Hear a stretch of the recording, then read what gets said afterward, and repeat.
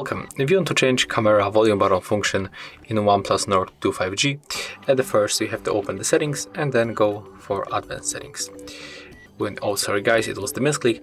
We have to go right here for the volume buttons and we can pick shutter, zoom or volume. So when we switch to the zoom, for example, let's take a look. When I press volume up or volume down button, I can smoothly zoom in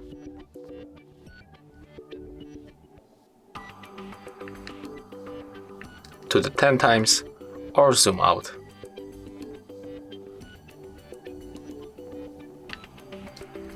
And basically that's all.